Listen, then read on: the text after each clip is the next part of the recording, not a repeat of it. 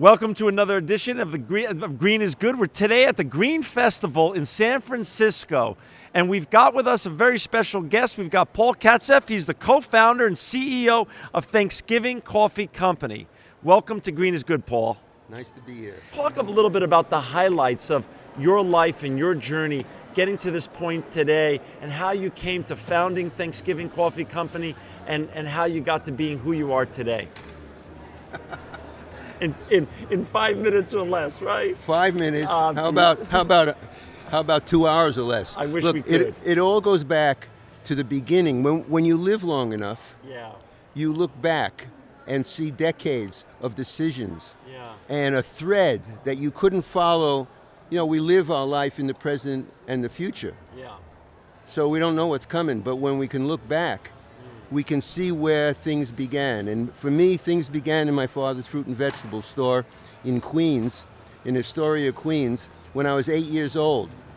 My father had a fruit and vegetable store in a poor neighborhood, and he believed that the luxuries that we should share, that we all should share together, should be at least be the food.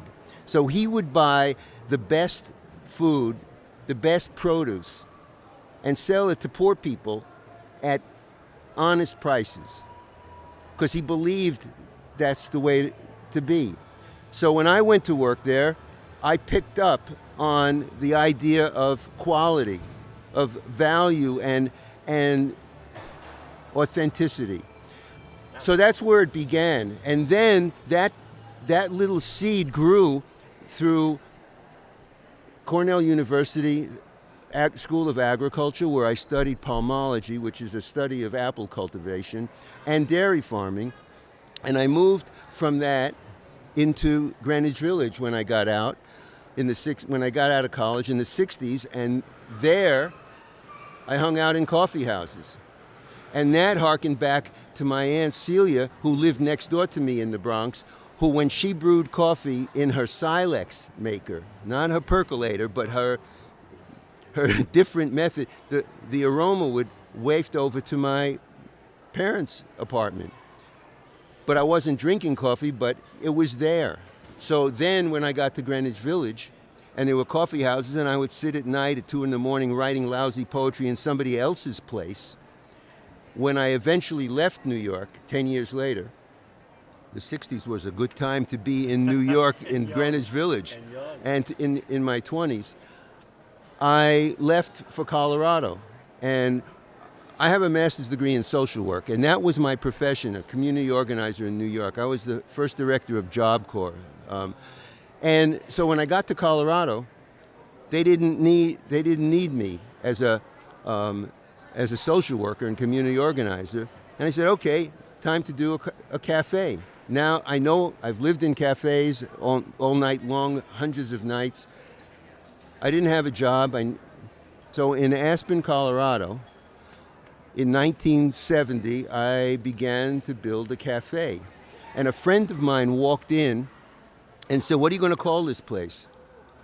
And I said, I'm going to call it Thanksgiving. And I don't know where that came from. It was like I became a messenger.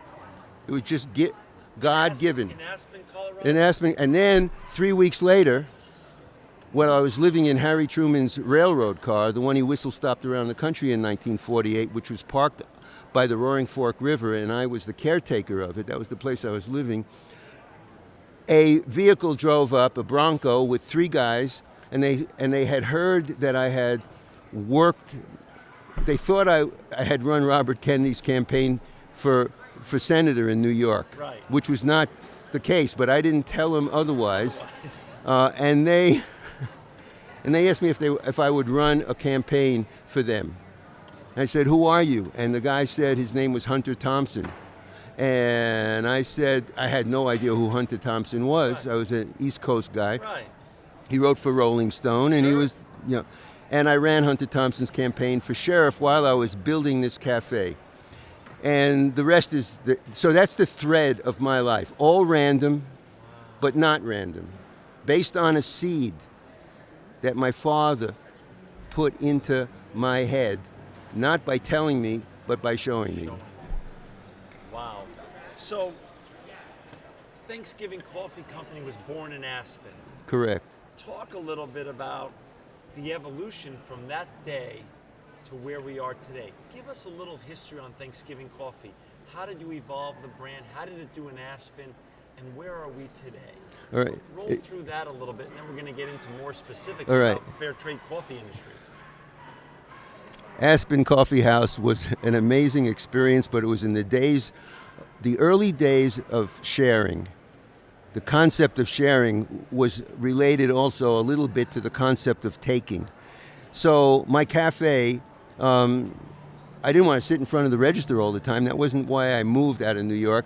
So my cafe failed because a lot of money every day was lost to my employees. Gotcha. I was a young kid. I wasn't paying attention. Had a great place, and I left Aspen 2 years later. Running, actually, from having, we lost the campaign for sheriff, and it was a cowboy town back then, and it was time to get out of town, and I left, running, basically. Okay. And then I tried to sell all the coffee equipment and everything I had. In Aspen, in my cafe, I couldn't get good coffee, so I went back to New York and saw in an old Italian grocery store an old coffee roaster, and I had remembered it was there, and I went back to New York and got that roaster, and I was in a U-Haul truck, brought it back to Aspen and started roasting coffee, and that's how I started roasting coffee. It wasn't just a cafe, it was like the hippie culture at the time was stringing beads, working with leather, making candles, and roasting coffee seemed like a craft that was right for its moment for me. Right. When I left, I got on the road for 2 years. I had a broken heart. My girlfriend was, had left me, and I was lost, and spent 2 years on the road, and wound up in a hippie campsite on the Navarro River in Mendocino in my 16-foot Mack truck with my waterbed and my cook stove, and liked the Mendocino coast. It was beautiful, and I stopped. And I know that was the right move because within 6 months, I had purchased a piece of land.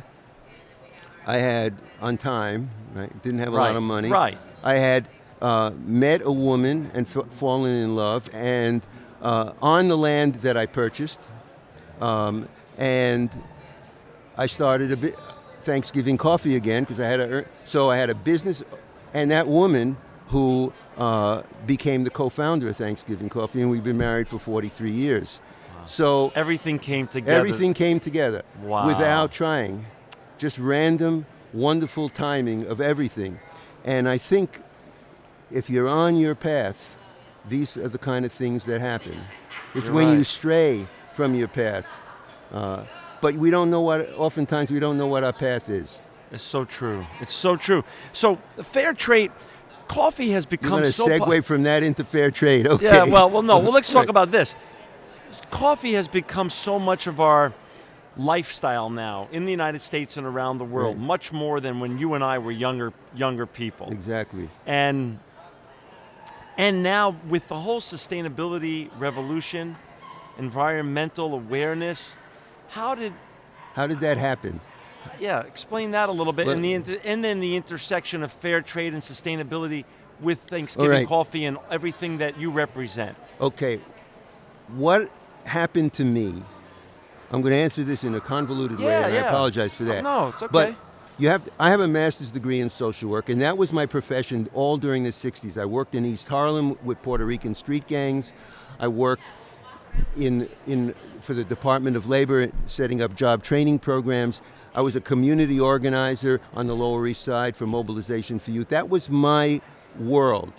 When I left it, because if you can't do that 110%, or at least 100% you got to get out. Right. And for 10 years, I gave 110%. I gave my whole life to a concept of helping people. And I burnt out. I got tired. Sure. So I left. When coffee came into my life, I became the first social worker to become a coffee roaster in the history of the world. Not convoluted at all, and then you Right. put that together. So, and any time two professions that are not the same come together, new ideas stem from that. And so I became a messenger for social justice in the coffee industry, not because I love I that. wanted to, but because it was me. You know, and that I just have to share with you, Paul, when I was reading all about you before we even had a chance to meet this morning, I saw that your motto is not just a cup, but a just cup. Can you, that's so important, that phrase. Can you please? Tell you how it came about, Yes. which I am happy to do, because it was literally and if I tear up a bit, you'll have to forgive me. okay. I learned to cry as a man from Robert Kennedy when I was director of migrant education programs. I happened to bump into him in Louisiana in a field. He was bringing a group of senators to see poverty in Louisiana in the sugarcane fields. And I saw him stand in a field and cry for America. And so if I tear up, I'm comfortable doing it. That's okay, I'm with But you. not just a cup, but a just cup happened in 1985. Okay. The first motto of my company was in search of the perfect cup. And then another motto 10 years later was many beans are picked, few are chosen, because I wanted to focus on the craft. And then there was another motto that preceded not just a cup, but a just cup, which was roasters to wine country, because Mendocino is Right. in the northern part of California, Right. wine country. But in 1985, a serendipitous thing happened. You can say serendipitous. It was not it was probably the miracle that was supposed to happen. I got a phone call from a woman who had a nurse from Sacramento who had just come back from Nicaragua. Now, I'm a roaster for 15 years, and I had never seen a coffee tree in its own environment. I had never seen a coffee plantation or a coffee family farm after 15 years. And that was typical of 1985 and anything that was artisan coffee at the time. There was a fear by importers that if roasters started to deal direct, they would eliminate the middlemen. But so we were kept, the roasters were sort of kept away from jumping over that 10-foot wall. Right. I got this call, and this woman said, I have samples of Nicaraguan coffee I want to share with you. Can you roast them up for me and check them out yourself? And I said, sure. So she sent them to me from Sacramento. I roasted them, and they were just the coffee. I mean, they were spectacular. The flavor was outrageous. I said, I got to go. 3 weeks later, I was on a plane to Nicaragua. I'm on the plane. I'm reading a book. I got dollar signs in my eyes. I mean, I'm thinking I am going to score here. This is it. I'm reading a book. I'm a businessman now. Yeah. Right? I'm not that guy that I just talked about. Right. And when we fly over Nicaraguan airspace, the pilot said, we are now flying over Nicaraguan airspace, and the plane, the young people in the plane started to sing a song. I had never been in a plane where people started to sing, a whole plane. They were singing Nicaragua, Nicaraguita, which is the equivalent of God Bless America. Their national anthem. No, not their national anthem. Their song. Okay. Right. I mean, God Bless America is not a national anthem. That's right. You're right. And so I looked around. I'm in the plane, 20 minutes to land. And I say to myself, oh my God, it's all young people and older people older, as old as I am now. Right. So I walked around the plane and said, what's going on? Why are you going to Nicaragua? Why are you going to Nicaragua? They were going to help the revolution. They were going to work in hospitals. They were going to work as coffee brigade people to pick coffee so the Contras wouldn't fire at at the Nicaraguans, because they were Americans. They were going to build houses. I said, oh my God, I'm on the right of these people. These are my people. These are this is everything you've been living for. This is everything. What happened to me? Right? Right. I felt it. Right. And I got scared. Right. Because I had never been right. in a revolutionary country before. Right. Aside from my own, which was so I'm walking down the stairs of the plane onto the tarmac. Right. And a woman comes up to me, grabs me by the shoulder. She was absolutely exquisite. She had black hair that was iridescent, she had almond-shaped eyes. She was wearing combat boots, khakis. She had a red bandana and an AK-47 over her shoulder, and she said, "Mr. Katzeff, come with me." I freaked out. I said, they're all going over there. I got to get my luggage. And she said, "Come with me." And she led me to a room where there were 3 pictures on the walls, about a 20 by 20 room. Nobody was in it. There were 3 pictures on the wall. Karl Marx, Che Guevara, and some other person who wound up being Daniel Ortega, who was the president of the country, who I didn't know. Right. So and she leaves me there. I'm alone in that room. And my heart is pounding. And then my host, Daniel Nunez, who is the president of the Farm Workers Union, UNAG, Union of Farmers and Ranchers, comes into the room with a translator, comes over to me, we shake hands, it's the first time we're meeting, and he says to me, puts his arm around me, he says, "Paul, here in Nicaragua, we know you're a humble man, but we need you to be big."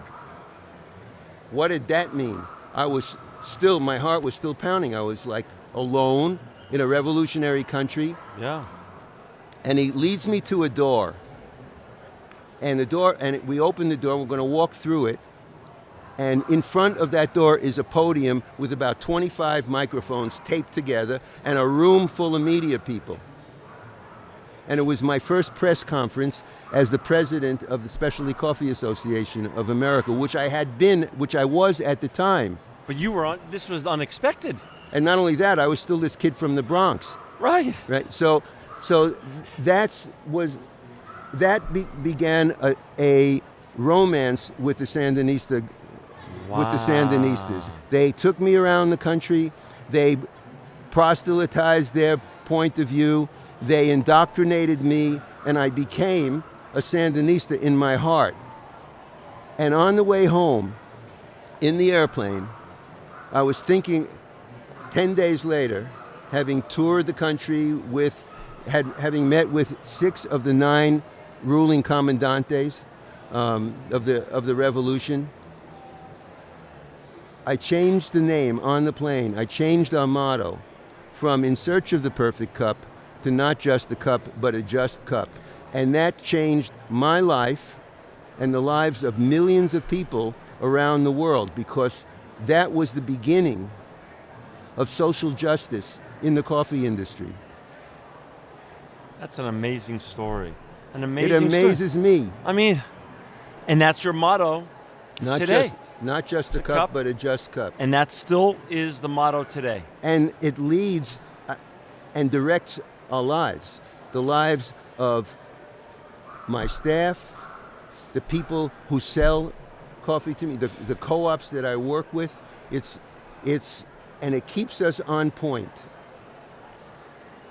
Where is all your coffee sourced from today, as where we sit today in 2014? Where is your coffee? I work in 6 or 7 countries. Okay. My coffee comes in Central America, and 25% of the 1,000,000 pounds of coffee that we roast a year. And 1,000,000 pounds of coffee is a silo about 2 foot wide and 18,000 feet high. That's how much coffee goes through our roasting machine. 25% of that coffee comes from Nicaragua. Got it. The rest of in Central America, Guatemala is another really important country. I work in Rwanda and in Uganda and Ethiopia. I only buy from cooperatives. I only buy from, and a cooperative is a democratic it promotes democracy. One farm, one vote. So that's what fair trade is about. It's not just about a minimum that the farmer is going to get in terms of money. Right. It's about promoting democracy, because most of these countries, the people have been subjugated by dictators. So you have to, how do you learn about democracy? From the bottom up, not from the top down. You know, Paul, one of the great things is not only having amazing guests like you on the show that share these journeys and stories, and then the brands that they've created, but I want to make sure our listeners today understand a couple of things about you and your brand. Where can they today buy your brand? If they want to enjoy the quality that you've put forth, but also really your message of social justice resonates with them and they want to support that and continue that to grow, where can they find this commercially? Is this only online, or is this in stores around the United States and around the world? It's online, it's around the world. That's wonderful. But and it's Thanksgiving Coffee, www.thanksgivingcoffee.com is our website. Right. And those stories are the stories that we're talking about are there. And our web store is available to everybody worldwide. Probably 75% of our coffee is sold in Northern California. 75%. I would say 75% is sold in California. The rest is sold around the country. Okay. I came out of the dot-com world. You and I have lived through the dot-com revolution, which is still, of course, booming in so many ways. And when I walked up and met you this morning, you showed me something that blew me away, something I've never seen before. It was shocking that it hadn't been invented, but you're a visionary that's constantly years ahead of the curve. I want to show our listeners and our viewers out there, this is your new app. It's called the Smart Coffee app. It's called Smart Coffee. And Smart Coffee, and it's, again, I'm showing our viewers out there and our listeners can go to the App Store and download Smart Coffee. Explain to our listeners and our viewers what you just showed me. All right. We're coming to the last couple of minutes of the show, but it was so exciting and interesting, and it's so important. I want you to finish up with this great piece of technology. Look, you go into a supermarket and you take a look at the bins, the bulk bins of coffee, and all the various brands of coffee. And if you're a coffee lover or a coffee consumer, you have no idea what to do. I'm utterly confused at this point. Right. When I'm there. So I decided that I realized that roasters communicate well with themselves, but as an industry, we haven't taught our customers, our coffee lovers, how to think and drink and even talk like a coffee professional. So and in your lifetime, you're going to drink, if you drink 2 cups a day for 50 years, it's 3,000 gallons. Wow. That's a big lifetime journey. If you're going to go on a lifetime journey, you might as well know what that journey is all about and how to select coffee that really appeals to your own personal taste buds. My taste buds are different than yours. Right. Women's taste buds are more intense than men's. They have more taste buds. So how do we relate the 50 to 75 different possibilities that everybody's faced with when they go to buy coffee? Well, I discovered over the years that 80% of the flavor of coffee is determined by roast color. Just like you're making toast in the morning. You can make light toast, medium toast, dark toast. People have different preferences. So I created an app that has a flavor profile test that will enable a person to actually make some choices and then enable me to assess their taste buds and their preferences and recommend what they should do, how they can make their own blends right there in the store with the different roast colors. And it could also show them where the coffee's from, how it's sourced, everything, right? There's a whole history behind everything. And I have there's 200 photographs in there of pictures that I've taken around the world of coffee and how it's grown and the people. And basically giving people an education on coffee. And coffee now is expensive. It's $15 a pound for really good coffee. If you make a mistake, you've lost $15. That's right. Why make the mistake over and over again? Why have it be a rant? Why not just go and say, I know what I want. I know the direction that the app will not get you your perfect cup the first time, but it will lead you on a journey that you'll know you're on the path to getting your perfect cup. Well, perfect, Paul. We're going to have you back on Green is Good. We're so thankful for you coming on today. Your story and your journey and your brand is something why we started the show. This is exactly why we started the show, to share these stories with our listeners, now with our viewers. We're so thankful for your time. We're so thankful for your brand. And we're so thankful just to hear how you've brought social justice to the coffee and created a sustainable brand that lives on today and all the way from the 60s to now. It's just incredible that and it's continuing to grow. You're taking technology and expanding it even further. And that's my we're just gift. grateful. That's my gift to coffee lovers. Well, you're our gift to the coffee world. I wish all of our listeners out there and our viewers out there can support Paul and his great brand. It's ThanksgivingCoffee.com. It's ThanksgivingCoffee.com. This is just great. The Thanksgiving Coffee Company, not just a cup, but a Just Cup.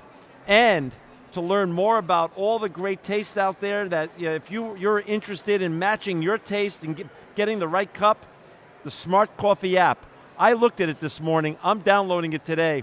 This is something else, a true revolution in a cup. Thank you, Paul Katzeff. You are truly living proof that green is good. Thank you for having me.